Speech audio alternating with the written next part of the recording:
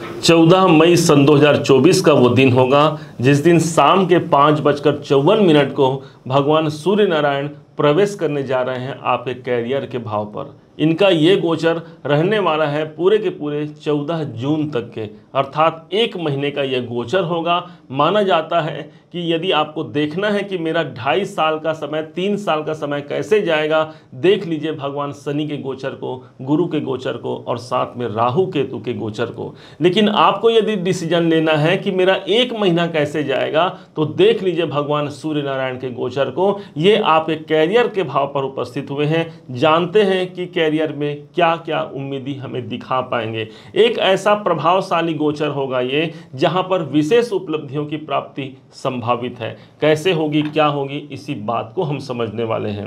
ध्यान दीजिएगा, भगवान सूर्य नारायण एक ऐसे राशि पर जा रहे हैं जो कि वृषभ राशि है। आपके अपने सिंह राशि से ठीक 10वें भाव पर इनका आधिपत्य बना हुआ है। अब ये राशि स्थिर राशि मानी गई है, जिनके प्रतीक माने गए हैं बैल को। अब भगवान सूर्य बैल पर सवार हो गए हैं, आप ऐसा मान सकते हैं। बैल एक मेहनत का प्रतीक होता है। इस कारण से सूर्य भगवान जो कि राजा हैं, इस समय पर ज़्यादा मेहनत करके आपके जीवन को उन्नत बनाने का एक भरकस प्रयास करेंगे। और भूलना नहीं है कि सिंह राशि के ये अपने ही राशि के स्वामी बनते हैं। अपने ही स्वामी का कैरियर भाव पर जाना बहुत से कार्य को यहाँ पर बना जाता है। विशेष तौर पर यदि आप नौकरी करते हैं, बिजनेस करते हैं या किसी प्रोफेशनल किसी कार्य में हैं, 10वें भाव पर उपस्थित सूर्य भगवान एक नई प्रतिष्ठा, नई जागृति को यहाँ पर प्रदान करते हैं। कोई गवर्नमेंट से जुड़ा हुआ आप काम करना चाहते हैं, क्योंकि काम के भाव पर आए हैं, कर्म के भाव पर आए हैं, गवर्नमेंट से जुड़ करके उस कामना की सिद्धि हो सकती है। गवर्नमेंट जो एम्प्लॉय हैं उनके लिए एक बहुत अच्छा संकेत है। 10वें भाव पर उनके कार्य की प्रतिष्ठा यहाँ पर बढ़ सकती है। कोई नया नेम फेम की प्राप्ति यदि चाहते हैं तो इससे बड़ा गोचर क्या लेंगे कि 10वें भाव पर ही सूर्य भगवान उपस्थित रहेंगे।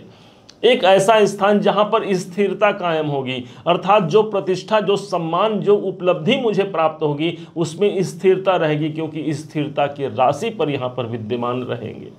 ठीक इसी समय पर यही सूर्य भगवान देखा जाए आपके अपने राशि के स्वामी हैं। इस समय पर स्वयं आप कर्मशील रहेंगे। देखिए, ध्यान दीजिएगा, हम कोई काम करते हैं तो अब सोचते हैं कि वो काम हमारा नहीं बन रहा है। इसके पीछे का जो लॉजिक है उसको समझिए। भगवान ने कहा है, गीता में भी कहा है कि कर्मण्येवाधिकारस्ते, अर्थात कर्म प्रधान विश्व रचि राखा, रामायण में भी कहा गया है। अर्थात हर जगह कर्म की प्रधानता दी गई है।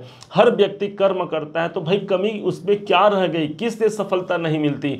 ध्यान दीजिएगा, हम कर्म करते हैं अपने शरीर से, लेकिन हम वो काम नहीं कर पाते जो हमें यहाँ काम करना चाहिए। जो हम कर्म करते हैं उसको हम वो फीलिंग भी करने की आवश्यकता है, उस बात को लेकर के हमें जागृत रहने की आवश्यकता है। और जिस दिन यहाँ पर काम हो गया अपने सफलता का, अपने सिद्धि का, वो मुकाम जो हम पाना चाहते हैं, वो अपने अंदर यदि हमने जागृत कर लिया तो हमारे हाथों से किया हुआ कार्य जरूर सिद्ध होता है। और यही शायद भगवान सूर्य नारायण की ये जो प्रेडिक्शन है, इसकी परिकाष्ठा यहाँ पर सिद्ध होती है। अर्थात ये आपके कैरियर भाव पर उपस्थित है। इनके पास जो दृष्टि है, यही इसी समय पर 1 महीने के दरमियान इनकी जो दृष्टि है 4th भाव पर पड़ेगी, जो मेरे शांति का स्थान होता है, मेरे प्रॉपर्टी संबंधित कार्यों का होता है, मेरी माता जी का होता है। तो ये समय रहेगा उन सब कार्यों को बनने का। भगवान सूर्य का प्रकाश जिस स्थान पर भी जाता है ना, वो स्थान कभी भी अंधकार से युक्त नहीं रह पाता, वो स्थान कभी भी तिमिर नहीं रह पाता। और शायद इसी कारण से मेरे शांति के स्थान पर इनका कायम होना कोई विशेष शांति मुझे प्रदान करा जाएगा। मेरे पास्ट में यदि कोई प्रॉब्लम है तो उस परेशानियों से मुझे मुक्ति दिलाते हुए सूर्य का यह प्रकाश पड़ रहा है, जो आपके 4th भाव को जागृत करा जाएगा। 4th भाव ही मेरे एजुकेशन से संबंधित मामलों का होता है। जो विद्यार्थी गण हैं, उनके विद्यार्थी में भी एक नए प्रकाश का वातावरण देखने को मिलेगा। सूर्य की दृष्टि 4th भाव पर पड़ रही है। अब इसी दरमियान होगा क्या, भगवान सूर्य नारायण 3 नक्षत्रों पर से होकर के अपना गोचर को पूरा करेंगे, जिसमें से पहला जो समय होगा ठीक 14 मई से लेकर के 24 मई का दिन होगा, जिस समय पर कृत्तिका नक्षत्र पर भगवान सूर्य का गोचर रहेगा, जिसके स्वामी स्वयं भगवान सूर्य नारायण बनते हैं। इस कारण से इस समय पर प्रतिष्ठा की बढ़ोतरी होगी, सेल्फ कॉन्फिडेंस आपके अंदर बढ़ेगा। स्वास्थ्य में यदि कोई नरमा गर्मी है, उस स्वास्थ्य संबंधी परेशानियों से मुझे मुक्ति दिलाते हुए मेरे 10वें भाव, मेरे कर्म को जागृत करने के लिए मेरे सूर्य नारायण का आगमन मेरे कर्म स्थान पर हुआ है, ऐसा जरूर मानिएगा।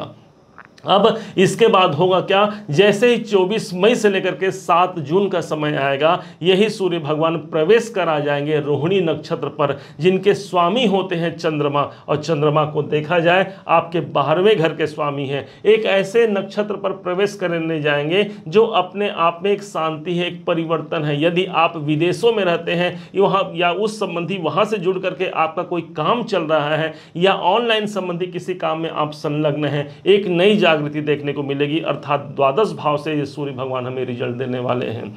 अब जैसे ही डेट आता है 7 जून से लेकर के 21 जून का, इस समय पर यही सूर्य नारायण उपस्थित रहेंगे मृगशिरा नक्षत्र पर, जिनके स्वामी बनते हैं मंगल देव। और मंगल को देखा जाए स्वयं एक ऐसे ग्रह हैं जिनके अंदर एक जागृति होती है, एक पराक्रम होता है, एक साहस से परिपूर्ण होता है। अर्थात आप अपने काम धंधे में, अपने कार्य क्षेत्र में एक नई साहसता को प्राप्त कर पाएंगे, क्योंकि यही मंगल आपके भाग्य के अधिपति होते हैं। अर्थात मुझे भाग्य की भी यहाँ पर कृपा मिलेगी, और उस कृपा के माध्यम से, उस ईश्वरीय कृपा के माध्यम से मैं अपने जीवन को उन्नत बना करके अपने कार्य, अपने कैरियर को एक नई ऊंचाइयों तक ले जाऊंगा। ये एक ऐसा समय होगा।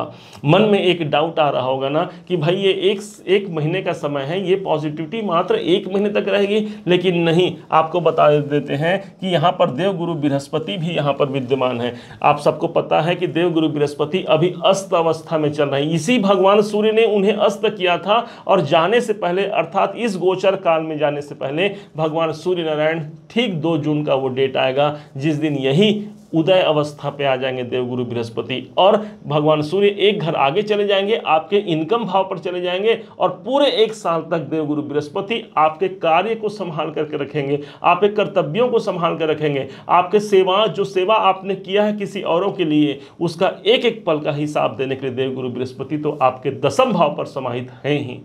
कैसे इस सूर्य के गोचर को हम महत्वपूर्ण बना सकते हैं? साक्षात भगवान सूर्य नारायण का यदि कोई प्रतीक है तो आपके घर में आपके पिताजी हैं। उनका मान सम्मान, उनकी सेवा करना, उनको खुश रखना आपकी जवाबदारी बनती है। यदि वो आपने कर लिया तो सूर्य भगवान को प्रसन्न कर लिया। यदि पिताजी जीवित नहीं हैं तो पिता तुल्य जो व्यक्ति हैं, जो पिता तुल्य हैं, उनका आप आशीर्वाद ले सकते हैं। उनके लिए कोई बेहतर करके उनसे सदैव के लिए शुभता को प्राप्त किया जा सकता है। दूसरा होता है भानु प्रिय नमस्कारा। सुबह उठ करके भगवान सूर्य को प्रणाम करना सबसे बड़ा एक अच्छा उपाय माना गया है। आरोग्यता की प्राप्ति यदि करनी है, भगवान सूर्य का दर्शन कीजिए, भगवान सूर्य को प्रणाम कीजिए, क्योंकि यही आपके जीवन में आपके अपने ही राशि के स्वामी हैं। इनकी खूबसूरती है जो भगवान सूर्य की, वो हमें प्राप्त होते रहेगी। अर्थात शरीर है ना हमारा, तो शरीर भी हमेशा निर्मल रहेगा और अपने जीवन को हम उन्नत बना सकते हैं। उम्मीद है आप सबने इसे समझा है, आप सबने इसे जाना है। यदि आपने इसे समझा है, जाना है, मेरे समझाने का प्रयास यदि आपको सार्थक लगा हो, मेरे समझाने का तरीका यदि आपको सार्थक लगा हो, तो हर बार की भांति इस बार भी अपना प्यार भरा लाइक और कमेंट करना कभी मत भूलिएगा। पुनः एक बार फिर आप सभी का दिवस बहुत मंगलमय हो। इन्हीं शुभकामनाओं के साथ जय श्री राम।